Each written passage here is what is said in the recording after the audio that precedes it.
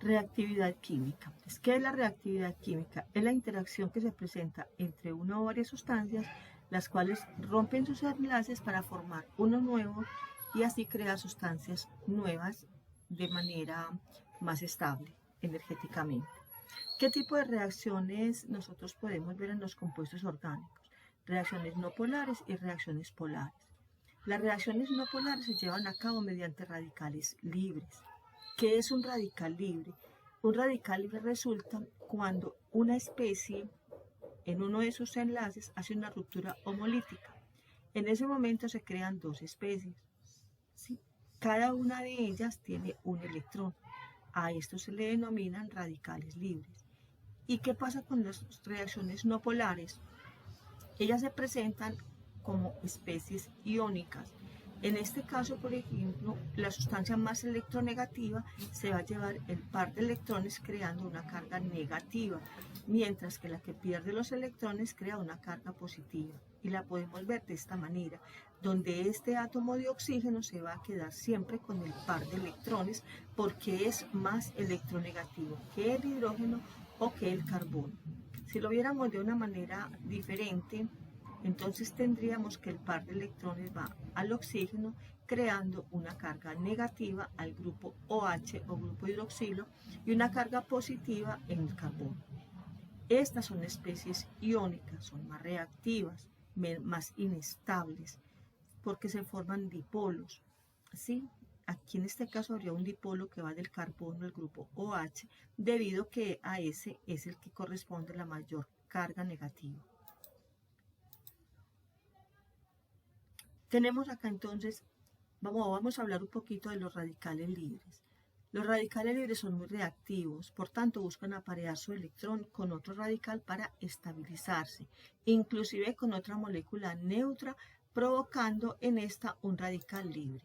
Miren, acá por ejemplo busca unirse a otro radical para formar una molécula neutra o simplemente este radical viene, ataca acá a una molécula neutra para generar un radical de tal manera de que él se estabilice, pero genera acá un radical libre. Pero ¿cómo se estabilizan? Energéticamente se pueden estabilizar por tres métodos. Configuración. Tiene que ver con el tipo de hibridación que tiene el carbono que contiene al electrón, dándole mayor estabilidad a la hibridación sp2. Esto no lo podemos pasar, olvidar. Es decir, es muy estable el radical libre cuando está colocado en un carbono de hibridación sp2. También existe el efecto inductivo. Se refiere a la acción que ejercen los demás grupos sobre el carbono que tiene al electrón desapareado, pues ellos pueden introducir o sacar electrones. Esta acción es muy relevante cuando se tienen cargas positivas o negativas. En general, para radicales libres de tipo alifático y alicíclico, es decir, para alcanos y cicloalcanos, la facilidad de obtención de radicales y por consiguiente la estabilidad energética es así. El terciario es más estable que el secundario y este a su vez más estable que el primario y todavía es más estable que un grupo CH3 solo. A mayor energía de enlace, menor estabilidad energética de los radicales libres. Si nosotros tenemos, por ejemplo, acá, esta tablita, miremos que acá tenemos a un CH3, le vamos a sacar un hidrógeno, necesitamos 102 kilocalorías para poder formar los radicales libres. Pero si tengo que el hidrógeno está unido a un carbono secundario, vamos a necesitar 97 kilocalorías. Si el carbono es terciario, entonces necesitaré menos kilocalorías, porque aquí ya empieza a verse el efecto inductivo. Este le va a proporcionar electrones que van a estabilizar el electrón que hay acá, ¿cierto? Y si tenemos acá una carga, un compuesto terciario, entonces voy a gastar menos kilocalorías para extraer el hidrógeno que aparece acá en el carbono terciario. Entonces, por eso es que se habla de la estabilidad. El terciario necesita menos energía, entonces es más estable que el secundario, a su vez que el primario, y por último el CH3. El efecto resonante es causado por la deslocalización de electrónica en sistemas conjugados, es decir, sistemas en los que aparecen enlaces dobles intercalados con enlaces simples. Bueno, miremos este caso. Tenemos aquí un electrón,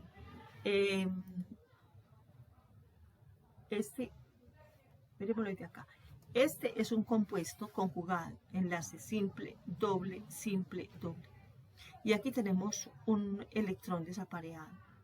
Entonces, la manera en que él se puede estabilizar es, digamos, desestabilizando otras cargas aquí adentro para estabilizarse él, pero que a su vez los mismos electrones se van, digamos, organizando para buscar su mínimo estado de energía. Vamos a mirar.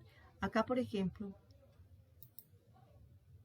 ese electrón desapareado viene y se une a uno de los electrones que está en el enlace doble. Esto normalmente se da, la deslocalización se da entre electrones pi que se encuentran en enlaces pi. Ahora, ¿qué pasa acá? Mira que acá ya queda otro centro. Aquí teníamos uno, aquí tenemos un centro donde hay una deslocalización de carga, por lo tanto hay una posible reactividad acá. Pero se estabiliza cuando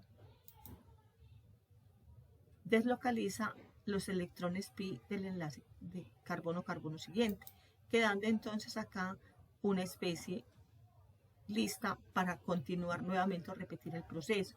Entonces aquí se establece una estructura resonante, ¿sí? Varias, aquí hay varias estructuras resonantes, lo que pasa, o sea, por cada movimiento del electrón hay una estructura resonante, pero yo la voy a resumir en una sola para que la comprendamos y no se haga más largo la presentación.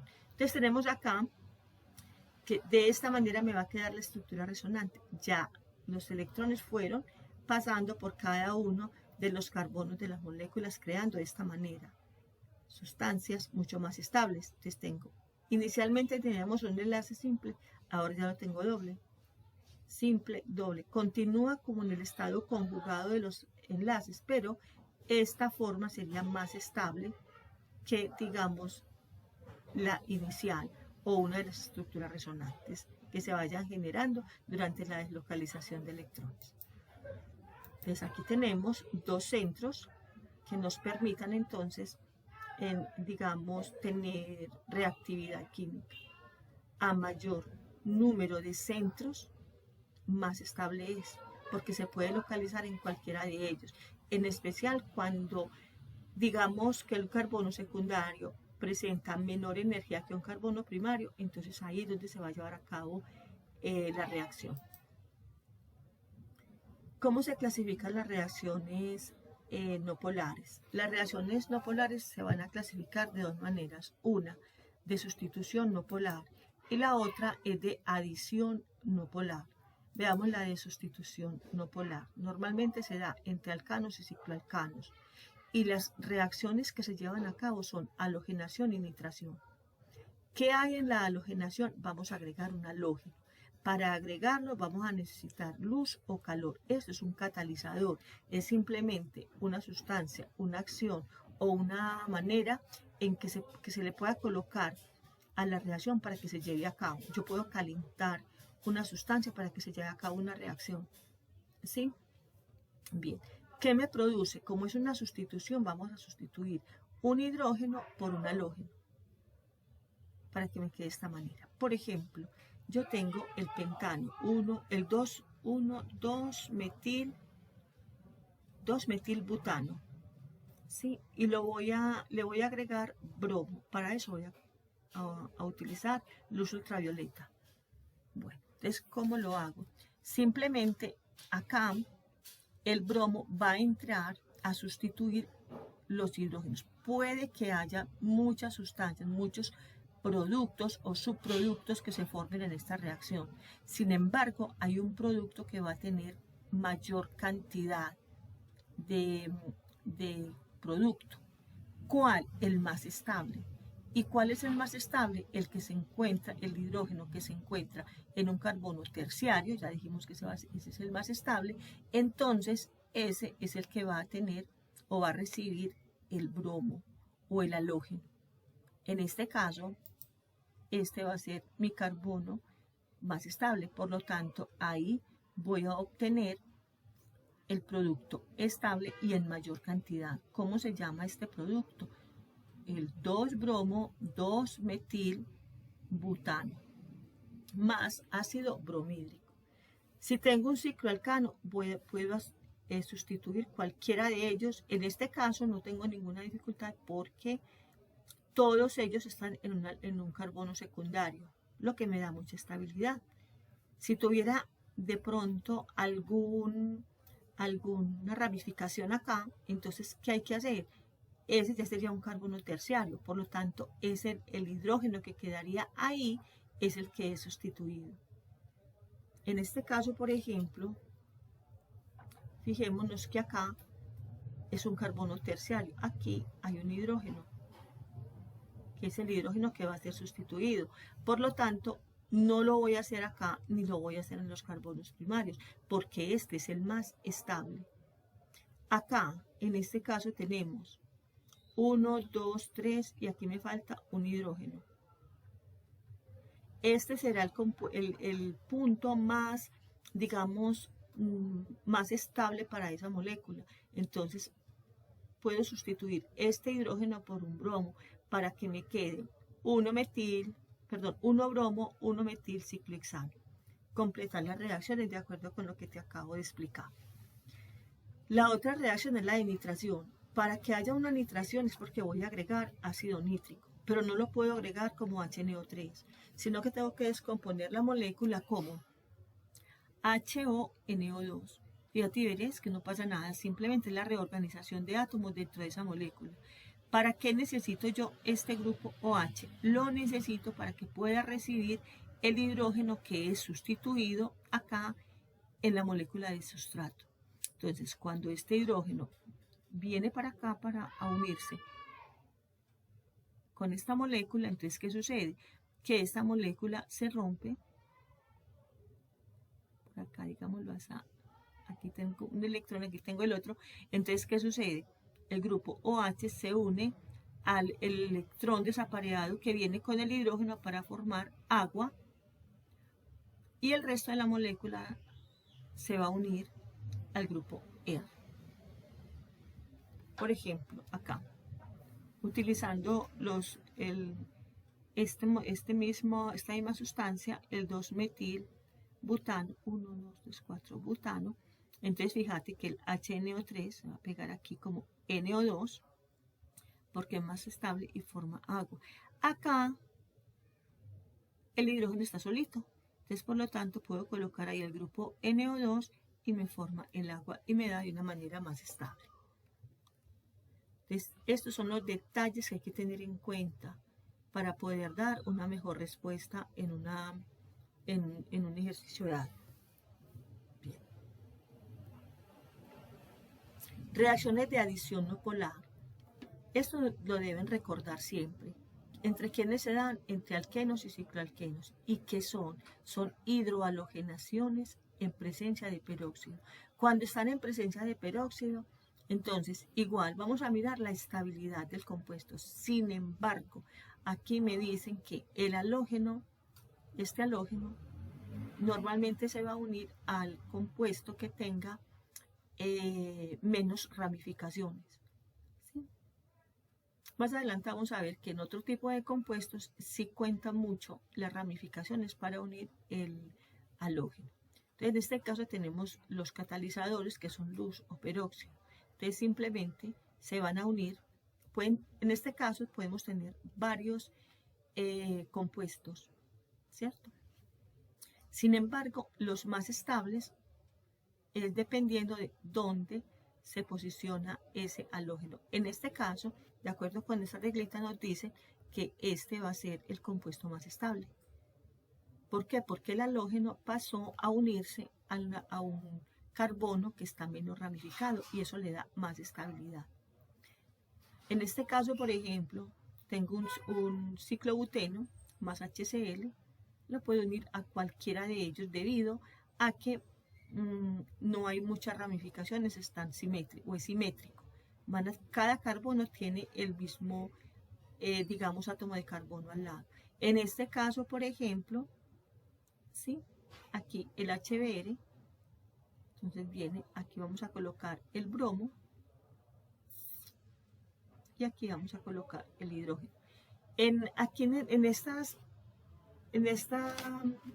tipo de reacciones depende mucho es de la concentración, del tiempo de reactividad, para que este reactivo se pueda pegar a un lado o a otro lado de la molécula. No tiene mucha relevancia aquí, digamos, los efectos inductivos.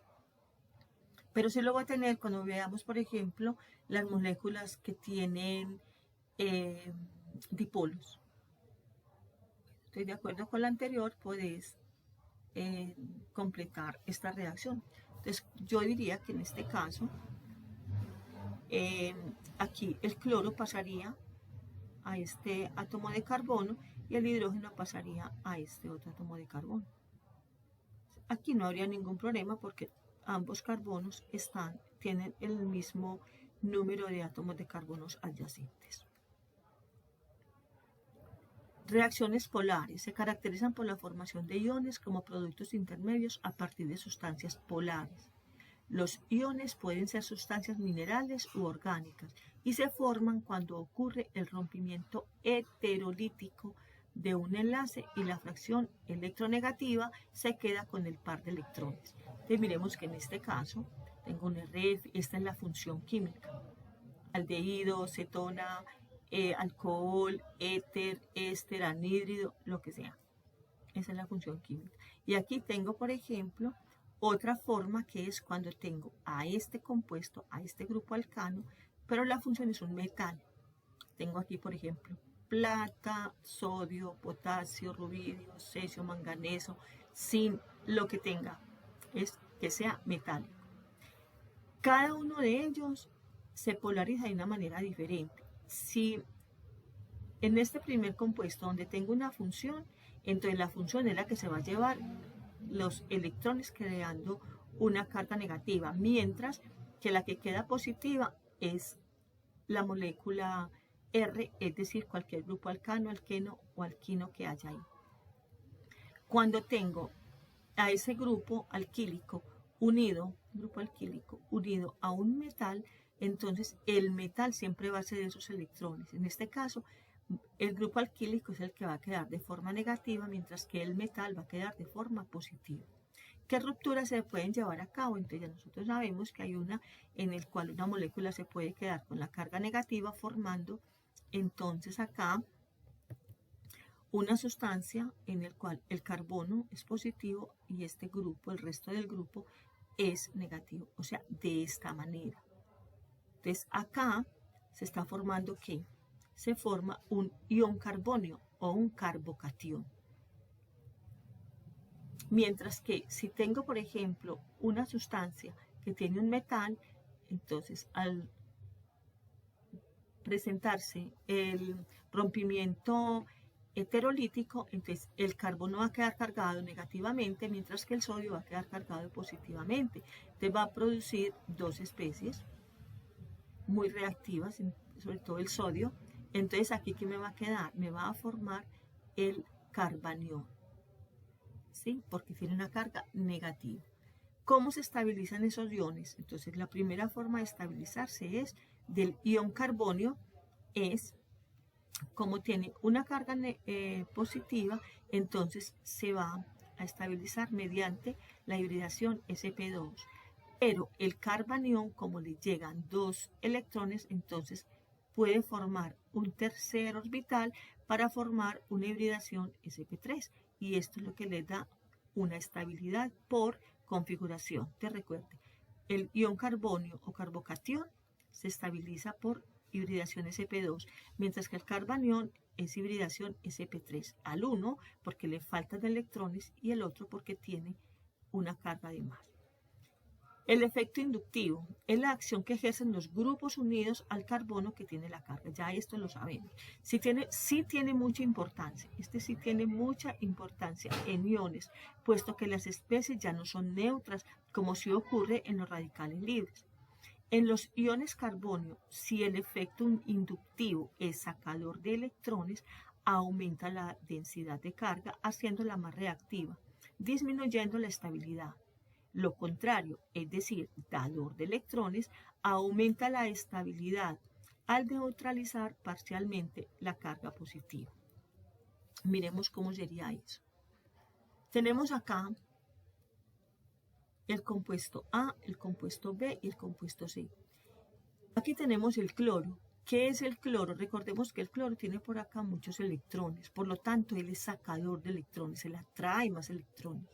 Entonces deja esta carga de acá totalmente expuesta a ser atacada por otra sustancia, por una sustancia que viene a buscar electrones para estabilizarse, es decir, por un nucleófilo.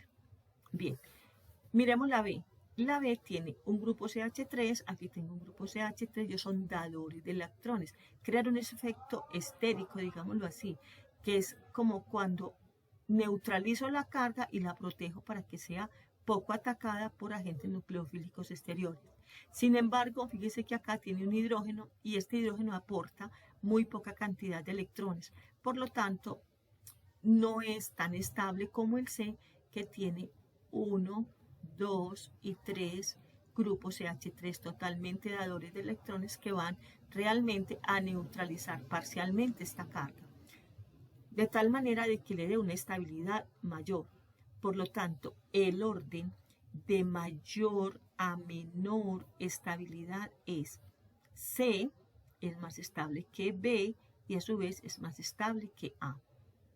Pero si tenemos una carga negativa, como en este caso, A, y tenemos un grupo sacador de electrones, entonces, ¿qué sucede? Que va a ser una especie muy reactiva, demasiado reactiva, y no tiene quien la neutralice.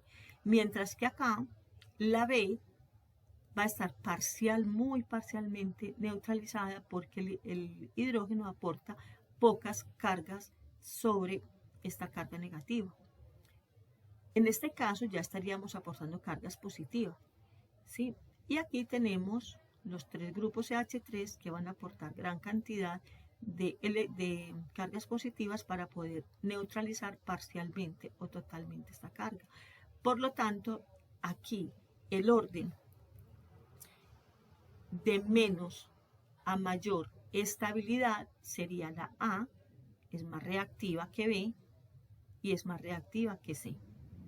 ¿Okay?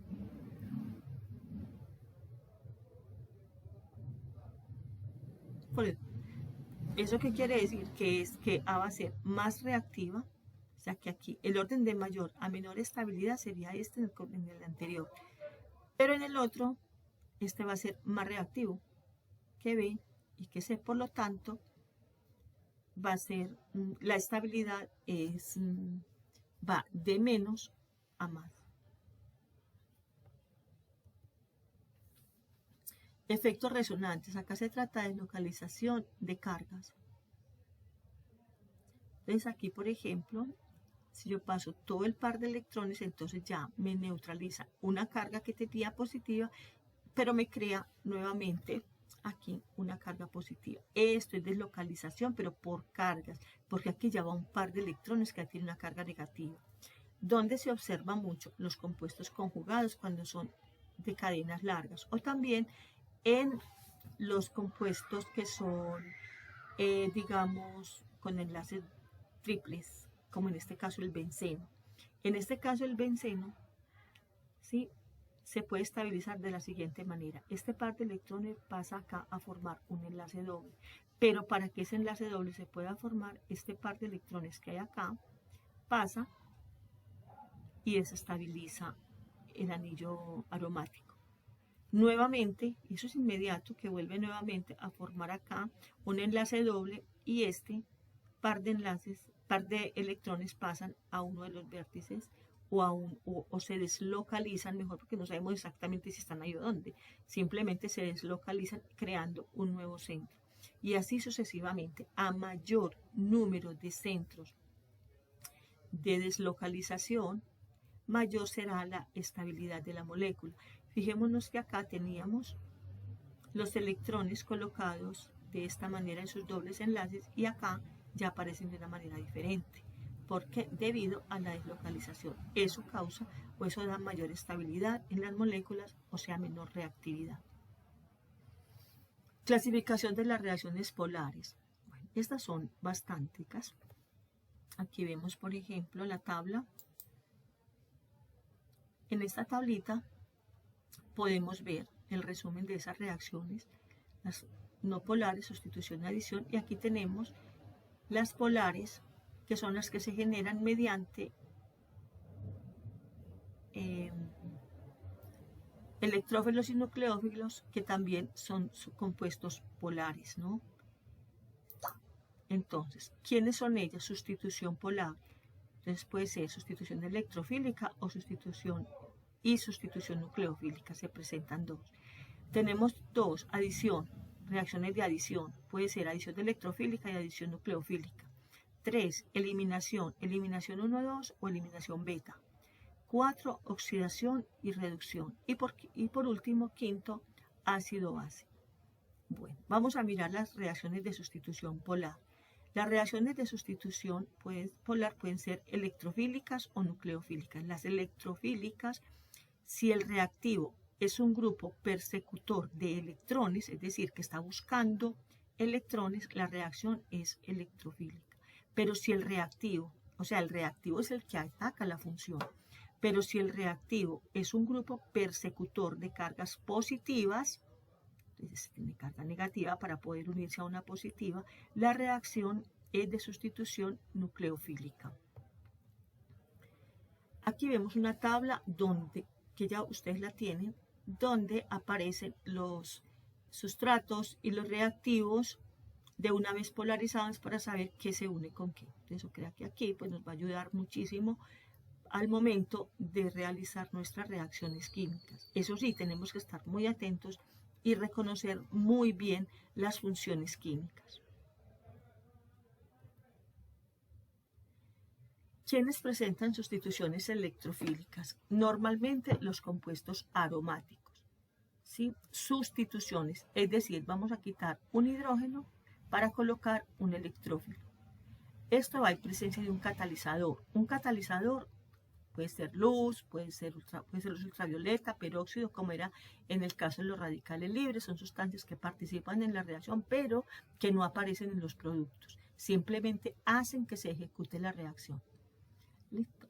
Tenemos acá, ¿qué tipo de reacciones van a llevar a cabo? Entonces, halogenación. Halogenación quiere decir que voy a colocar únicamente halógenos. En este caso, simplemente aquí, este X. Uno de ellos se quedará con el par de electrones para tener una carga negativa y el otro perderá electrones para quedarse con una carga positiva. Entonces, ¿qué sucede? Acá, este hidrógeno va a salir cargado positivamente, porque va a dejar el par de electrones acá en el anillo aromático. Por lo tanto, el que queda acá va a quedar negativo. Entonces, aquí se irá a pegar una carga positiva y este hidrógeno va a pegarse con el halógeno que queda cargado negativamente. Por lo tanto, va a formar este tipo de moléculas, un HX, y aquí va a sustituir ese hidrógeno. Por ejemplo, en este caso, este cloro, lo mismo, uno de ellos se queda con el par de electrones cargándose negativamente, el otro queda con deficiencia de electrones cargándose positivamente. Entonces, cualquiera de los hidrógenos que hay acá, cualquiera de ellos, puede ser sustituido por uno de esos cloros. Por regla general, pues, como por el modelo anterior, se eligió este hidrógeno de acá. Pero igual, queda con el par de electrones para unirse a este cloro y así neutralizar la carga negativa que queda acá con la carga positiva que llega del cloro, y el hidrógeno que sale cargado positivamente se pega al cloro para formar HCl. Al igual que en las reacciones no polares, si voy a hacer una nitración, tengo que dividir la molécula, ¿sí? En este caso, el NO2 va a quedar cargado positivamente y el OH va a quedar cargado negativamente, porque el OH va a recibir el hidrógeno que sale de acá, o que sale de cualquier parte de la molécula, para formar agua y estabilizar el compuesto. En una sulfonación tenemos ácido sulfúrico. Lo mismo que hicimos en la nitración, vamos a dividir la molécula. Sacamos un hidrógeno, entonces aquí tenemos el H2, SO4, entonces ¿qué sucede? Sacamos un hidrógeno, sacamos un oxígeno, ¿y qué me va a quedar en esa molécula? Me va a quedar un azufre, me va a quedar 3 átomos de oxígeno y me va a quedar otro hidrógeno porque tenemos 2. Entonces, ¿qué va a pasar? Que este va a quedar cargado negativamente, pero este va a quedar cargado positivamente para poderse unir a la molécula. Ese es como el mecanismo de las reacciones que se están llevando a cabo ahí. ¿Qué más podemos tener? Una alquilación. Una alquilación es cuando voy a pegar un grupo alquílico, ¿sí?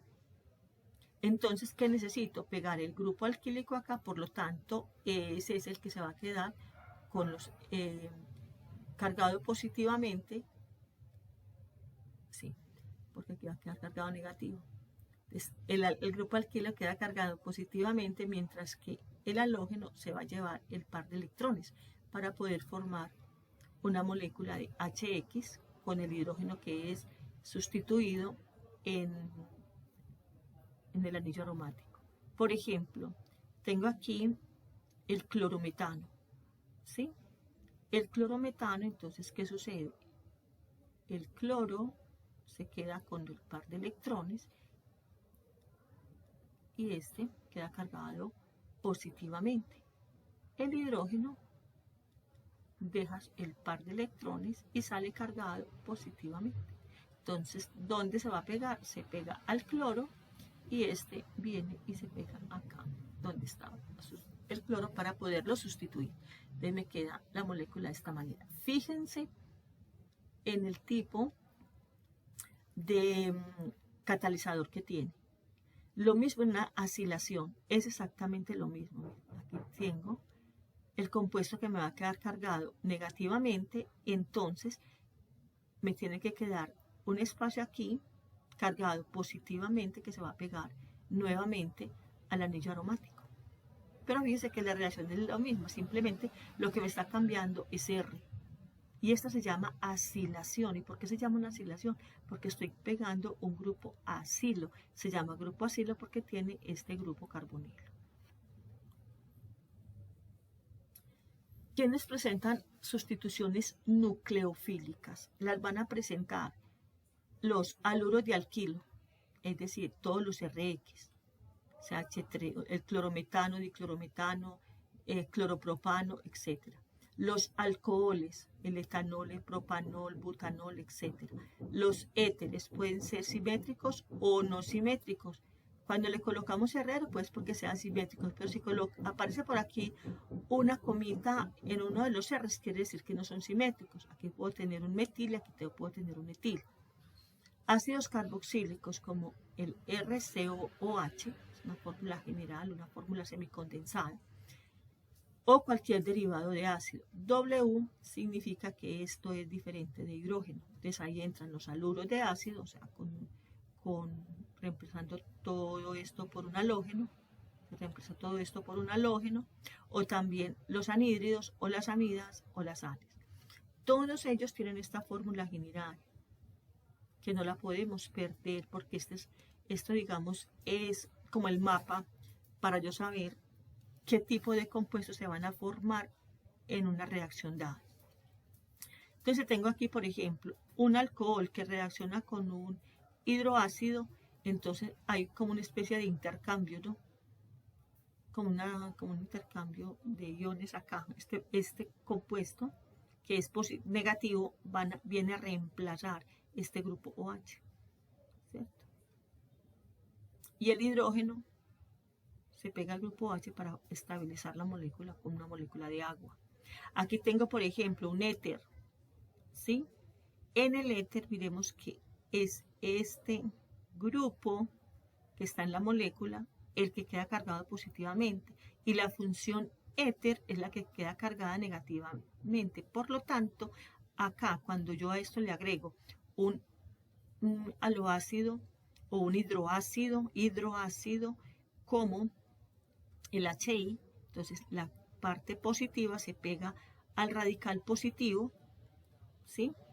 Parte negativa se pega al radical positivo y el hidrógeno que está cargado positivamente, normalmente el hidrógeno nunca va a aceptar electrones, entonces se va a pegar a la molécula sobrante de este éter para producir alcohol. Esto es un alcohol. Bien. Si tengo, por ejemplo, un grupo carbonilo y lo voy a poner a reaccionar con un alcohol, entonces, ¿qué sucede? Tengo acá, donde me va a reaccionar realmente va a ser acá, porque es una sustitución. ¿Listo? Entonces, el oxígeno se me va a quedar con la carga negativa, mientras que el hidrógeno queda cargado positivamente. Entonces, ¿con quién se va a unir el hidrógeno? Con el resto de la molécula que está cargado acá en el reactivo de forma OH menos. Entonces, aquí me forma agüita, mientras que acá me va a formar un éster. Recordemos que esto es un éster. Decime más adelante, cuando estemos viendo el grupo funcional éster, cuando estemos viendo las características de los ésteres y me pregunten de qué manera yo puedo obtener un éster, entonces lo vas a obtener cuando reacciona un ácido carboxílico con un alcohol. Una reacción muy común en el laboratorio es cuando yo tengo el CH3, CO, OH, y lo pongo a reaccionar con el CH3, CH2, OH.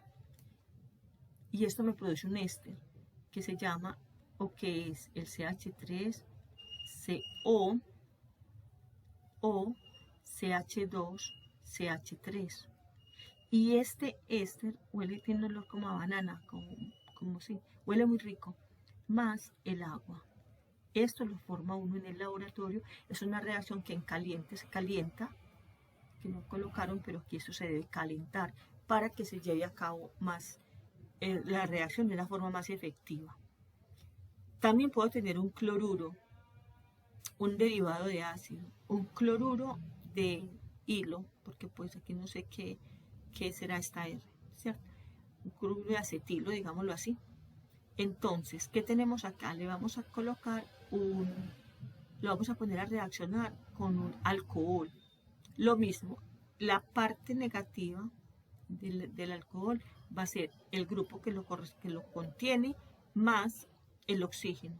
Y la parte positiva pues va a salir el hidrógeno. Entonces, ¿qué me va a formar? Es una buena formación de un éster, ¿cierto? Pero de los dos es más estable o es más sencillo formarlo a partir de un alcohol y de un ácido carboxílico. Pero mire que acá también se me está formando un éster en medio ácido.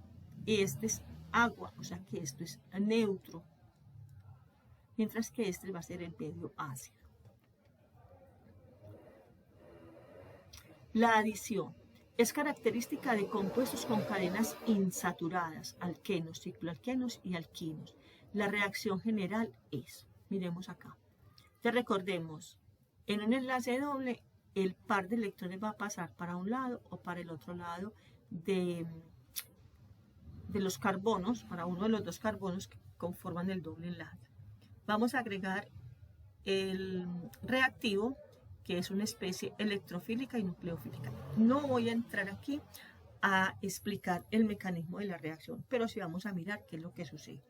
Entonces, normalmente el nucleófilo se va a pegar a la especie positiva y el electrófilo se va a pegar a la especie negativa. Eso dependiendo de la naturaleza de este tipo de sustancias. Las principales especies ENUs que atacan a estos sustratos son halógenos en compuesto orgánico como el tetracloruro de carbono, o puede ser también un hidroácido, un HX, HI, HBr, HCl. También puede ser agua, donde hay un grupo H o H, o también agua halogenada. ¿Qué quiere decir eso? Por ejemplo, bromo en agua, cloro en agua, yodo en agua. Y las reacciones son, tenemos acá estas reacciones, mira, la primera, esta es la forma general. Entonces tengo aquí, por ejemplo, un enlace doble, aquí tenemos un hidrógeno, aquí tengo un compuesto, un R, o sea, un compuesto alquílico, o sea que esto es parcialmente ramificado, mientras que este está totalmente ramificado. Le voy a agregar el halógeno, que está en tetracloruro de carbono. Esto a veces no lo colocan a uno de esta manera, sino que colocan más X2 y aquí colocan el CCl4 para que no se vayan a extrañar. Listo. Entonces yo lo puedo colocar indiscriminadamente en cualquiera de los dos carbonos debido a que no hay ninguna dificultad. Es el mismo, digamos, el mismo compuesto. Entonces se rompe el doble enlace, crea las especies y luego acá el halógeno también tiene que romper sus enlaces, por ejemplo, el yodo, por decir algo, rompe su enlace de tal manera de que uno quede en forma negativa, el otro quede en forma positiva para poderse unir al sustrato. Entonces, indiscriminadamente, como quede, no pasa nada. Vamos a mirar acá cuando es un hidroácido, el que hay, por ejemplo, HI, HCl, HBr. ¿Qué sucede acá? Fíjate que aquí, por ejemplo, el hidrógeno está cargado positivamente, el halógeno negativo. Aquí vamos a tener, ¿sí? Podemos tener acá uno positivo o uno negativo. O también negativo acá o positivo acá, dependiendo de la ruptura. Si yo me fijo en los productos de esta guía, me está diciendo que acá, en la parte donde está más ramificada, voy a colocar la parte negativa. Es decir, el halógeno lo voy a colocar acá. Mientras que el hidrógeno lo voy a colocar en la parte menos ramificada. Esto es el electrófilo. El electrófilo lo voy a colocar en la parte menos ramificada. Menos ramificada. Mientras que el nucleófilo, que es este, lo voy a colocar en la parte más ramificada. Si yo me fijo en todas estas reacciones, por ejemplo, aquí sería una hidratación, H, O, H, ¿sí? Esta es la parte positiva, esta es la parte negativa. Entonces, en esa molécula, aquí iría el grupo OH y aquí iría el grupo H. Se pegaría acá. Y lo mismo haría en esta que es un agua, digamos, halogenada. Fijémonos que aquí la reacción es un poquito diferente. Aquí tenemos las especies, serían un halógeno cargado positivamente o el grupo OH cargado positivamente. Eso depende del tipo de reacción. Sin embargo, aquí vamos a pegar un halógeno y vamos a pegar el grupo OH. ¿Sí? Entonces, el grupo OH cargado negativamente se va a pegar a la parte más o al electrófilo, digámoslo así, del sustrato. Y la parte, el halógeno, la vamos a pegar a la parte positiva, perdón, negativa del sustrato, quedando de esta manera y formando HX. Ojo con esta reacción. Bien, entonces, si nos fijamos en la parte cuando mirábamos los radicales libres, no había discriminación, estaban colocados en cualquier lugar, siendo más estable el carbono que tuviera mayor grupos dadores que le daban más estabilidad a la molécula. Pero acá sí hay que tener en cuenta es dónde es que se coloca ese electrófilo o ese nucleófilo. Aquí vamos a seguir algo que se denomina la regla de Markovnikov y dice, observe que en estas reacciones el electrófilo siempre se une al carbono menos ramificado del enlace doble, porque de esta manera se obtiene el ion carbonio más ramificado que es más estable, lo que se conoce como regla de Markovnikov. En presencia de peróxidos, la reacción ocurre por radicales libres, resultando una adición contraria, es decir, la anti-Markovnikov. Es decir, que ahí sí se puede colocar el electrófilo en la más ramificada porque me da mayor estabilidad energética. Entonces, esa reglita la deben tener en cuenta. Adición nucleofílico. ¿A quién se le adiciona un nucleófilo? Se le adiciona a un aldehído o a una acetona. Miren la diferencia. El aldehído tiene un hidrógeno y la acetona está totalmente saturada. Entonces tenemos acá. ¿Dónde va a suceder? Va a suceder exactamente en el grupo carbonilo. El grupo carbonilo se polariza en la parte negativa y en la parte positiva. El oxígeno siempre va a ser el nucleófilo y el carbono va a ser el electrófilo, digámoslo así, o la parte positiva. Entonces aquí siempre va a venir el nucleófilo y aquí va a venir el electrófilo, pero es una unión, entonces nos va a quedar de esta manera. Ese es como digamos el mecanismo. Primero entra el electrófilo y luego entra el nucleófilo, ¿cierto? Que es la que termina de darle la estabilidad a la molécula. ¿Quiénes son las especies que reaccionan con estos sustratos? El agua, los hidrohalógenos, alcoholes, los ácidos, el ácido cianhídrico, el ácido ciánico, también las aminas y este que es un reactivo muy interesante que se llama el reactivo de Grignard, que más adelante lo vamos a ver, pero con que tengamos estas ideas ya es suficiente. Por ejemplo, aquí tenemos que voy a agregar una amina a este grupo carbonilo. Entonces, lo primero que hago es establecer las cargas positivas y negativas en el sustrato. Entonces, el par de electrones pasa al oxígeno formando una carga negativa. Por lo tanto, el carbono me queda deficiente en cargas. Aquí yo tengo que el carbono, aunque es más pequeño que el nitrógeno, me va a formar, no se va a llevar los electrones debido al par de electrones que tiene el nitrógeno. Entonces, ¿qué sucede? Que él atrae más electrones, entonces quedando negativamente, mientras que acá el grupo R, este es el grupo R, es el que va a quedar cargado positivamente. Entonces venimos para acá, este electrófilo se va a unir acá al oxígeno, mientras que el nucleófilo se va a unir al carbono. Supuestamente, pues esto sucede en dos etapas.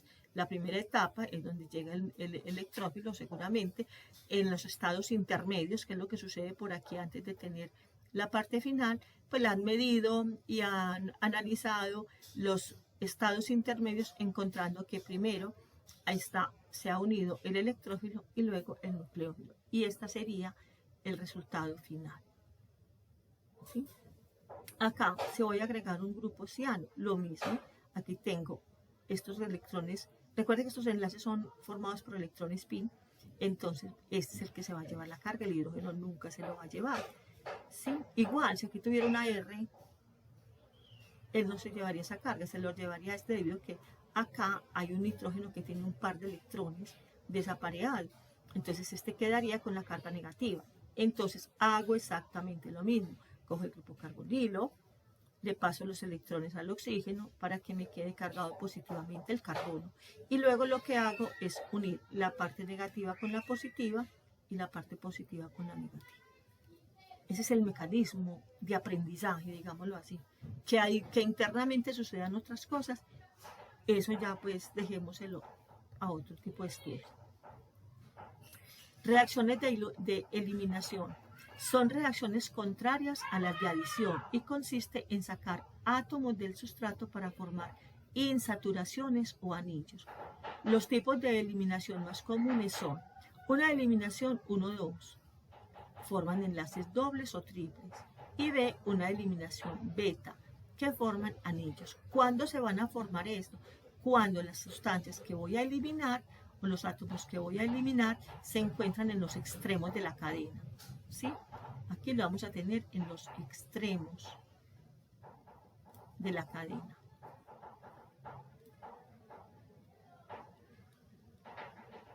Bien, entonces vamos a ver cómo es una eliminación 1 y 2. Es característica de los haluros de alquilo, ¿sí? Y de los alcoholes. O sea, cuando yo tengo un HX o cuando tengo un ROH. Listo. Entonces son características de ellos. De hecho, aquí tengo uno. Normalmente esto es una eliminación 1,2 porque están en átomos de carbonos adyacentes. ¿Sí? Entonces están los carbonos 1,2, 1,2. Entonces, ¿qué pasa acá? Entonces tenemos aquí vamos a colocar el sustrato, el reactivo que va a atacar al sustrato. Para sacar estos dos átomos. Eso es lo que va a sacar, ¿sí? Entonces, uno de ellos se va a quedar con el nucleófilo y otro se va a quedar con el electrófilo. El electrófilo está cargado positivamente y el nucleófilo negativamente. El hidrógeno, recordemos que normalmente está cargado positivamente, entonces el otro tiene que quedar cargado negativamente. Por lo tanto,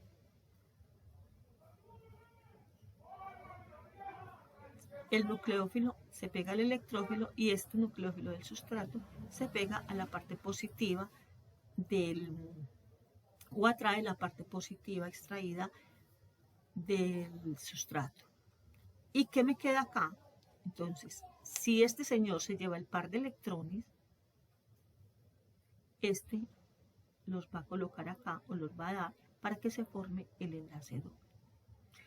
Lo mismo pasa con la deshidratación de alcoholes. Tengo un alcohol, entonces este se va a llevar el par de electrones, mientras que este nos va a entregar para que se forme el enlace doble.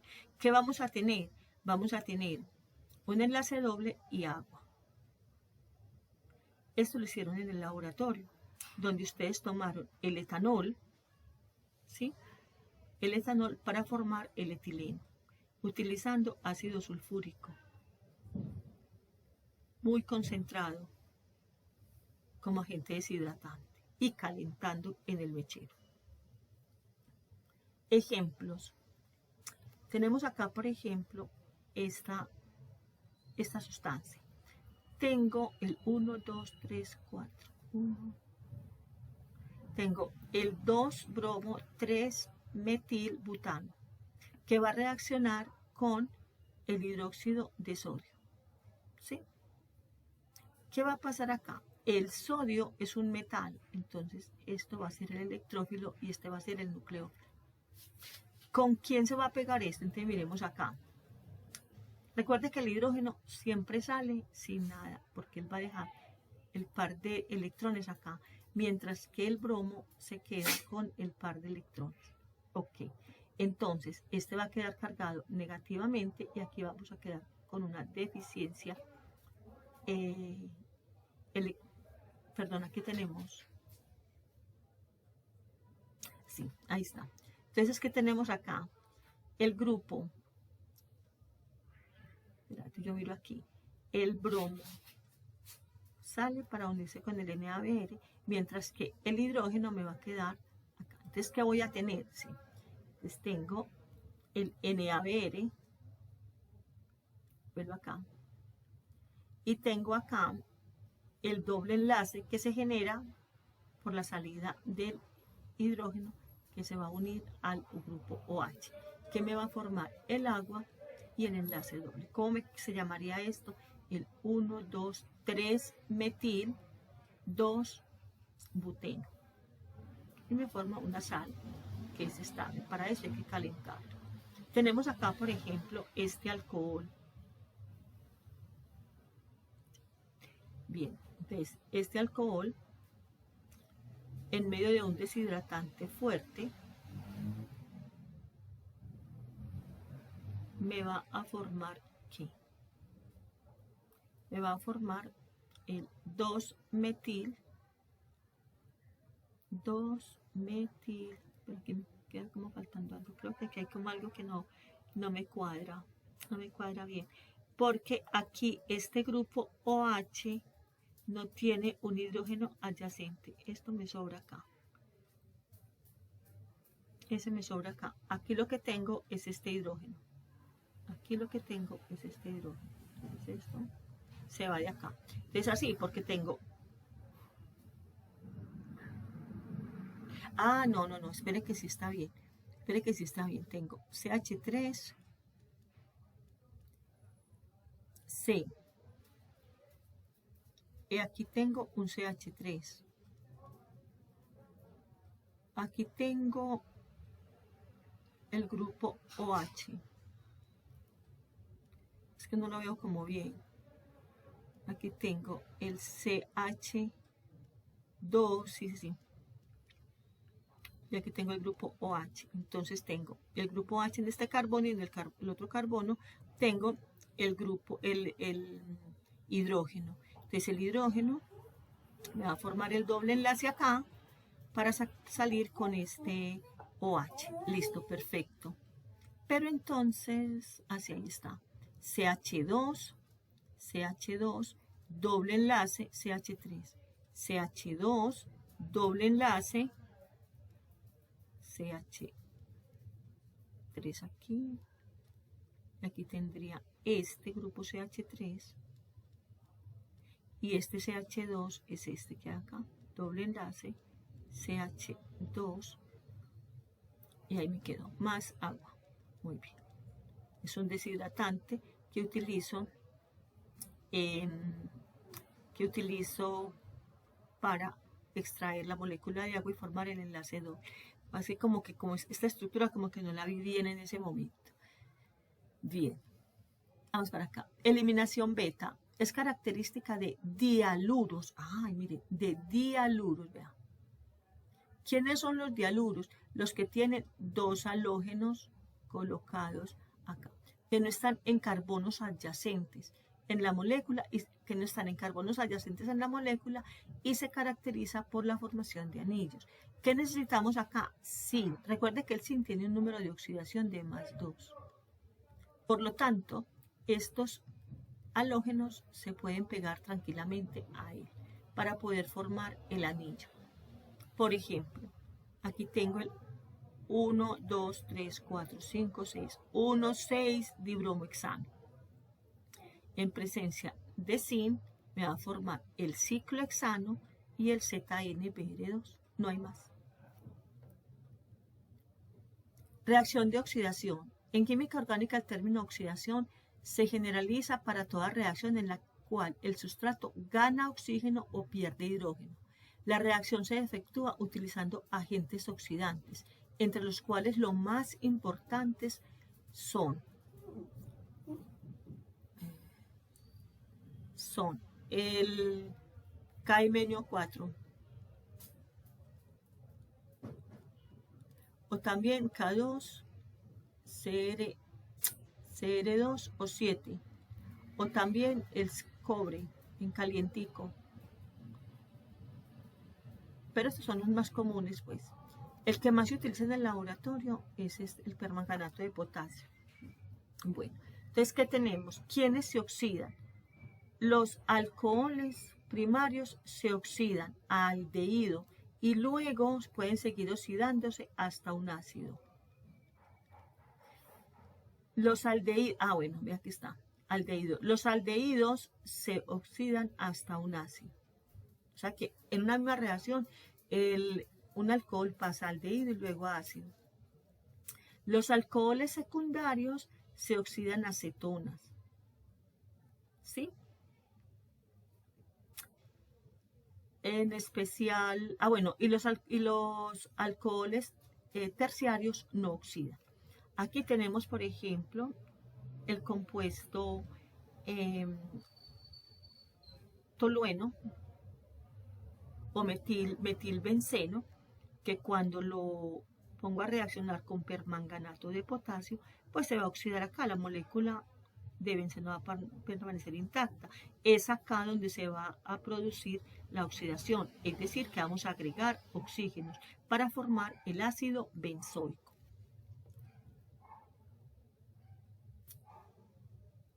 Bueno, ahí tenemos otros oxidantes. Reacción de reducción. Son contrarias a las de oxidación, o sea, en ellas el sustrato gana hidrógenos o pierde oxígeno. La reacción se efectúa en presencia de agentes reductores, que bien pueden ser débiles, moderados o fuertes. Entonces tenemos acá, por ejemplo,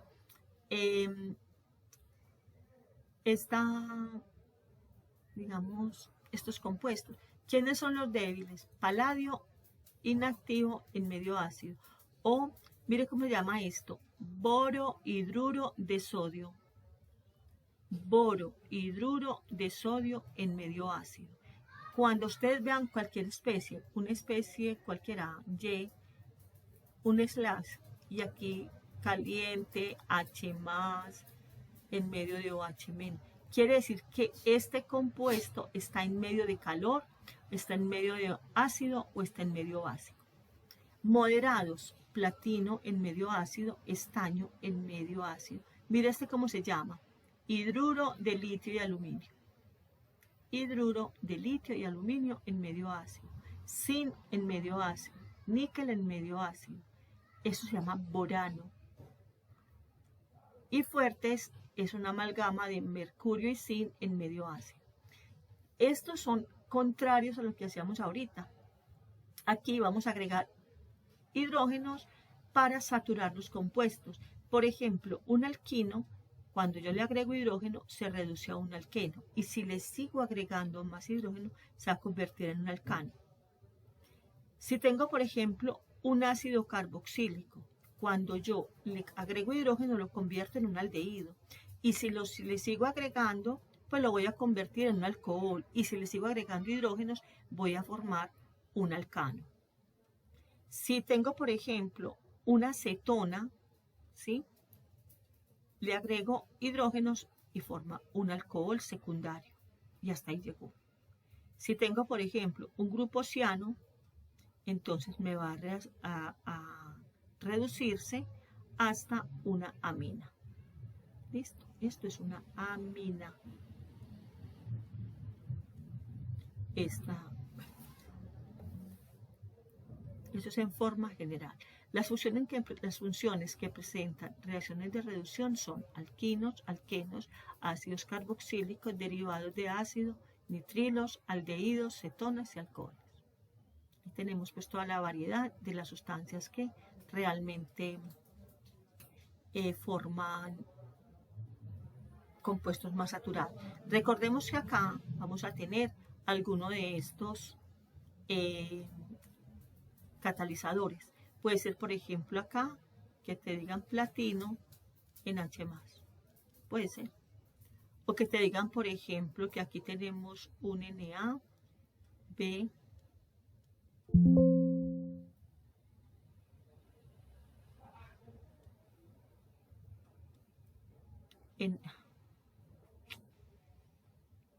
se me cerró aquí la presentación.